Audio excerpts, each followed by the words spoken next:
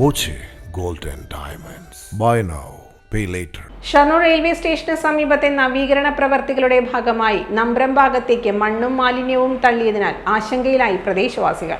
മഴക്കാലത്ത് വെള്ളം കയറുന്ന പ്രദേശമായതിനാൽ നമ്പ്രം ഭാഗത്തേക്ക് മണ്ണ് കൂട്ടിയിട്ടത് പ്രളയ സാധ്യത വർദ്ധിപ്പിക്കുമെന്നാണ് പരാതി.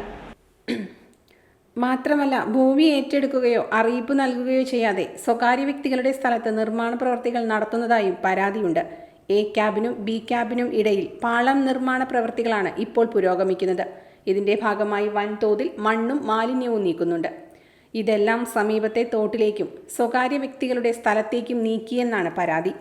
റെയിൽവേയുടെ വികസന പദ്ധതികൾ തടസ്സപ്പെടാതെ സമീപവാസികളുടെ പരാതി പരിഹരിക്കണമെന്നാണ് ഇവരുടെ ആവശ്യം. വെള്ളം ഒഴുകേണ്ട പ്രദേശത്തെല്ലാം മണ്ണ് കൂട്ടിയിട്ടതിനാൽ ഒഴുക്ക് തടസ്സപ്പെട്ട് വീടുകളിൽ വെള്ളം കയറുമെന്നതാണ് പ്രധാന ആശങ്ക.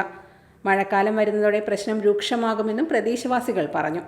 പരാതിയെ തുടർന്ന് നഗരസഭാ അധ്യക്ഷ അഡ്വക്കേറ്റ് പി നിർമ്മല, ഉപാധ്യക്ഷൻ വി കെ അനുരാജ്, സ്ഥിരം സമിതി അധ്യക്ഷ സി കെ സൗമ്യ, നഗരസഭാ സെക്രട്ടറി പി എസ് രാജേഷ് എന്നിവരും സ്ഥലം പരിശോധിച്ചു. ഇക്കാര്യം റെയിൽവേ അധികൃതരെ അറിയിക്കുമെന്ന് നഗരസഭാ അധ്യക്ഷ പറഞ്ഞു.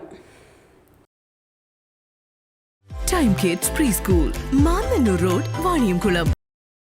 Dot view news. കാഴ്ചകളാണ് ലോകം, കണ്ടു തുടങ്ങുക.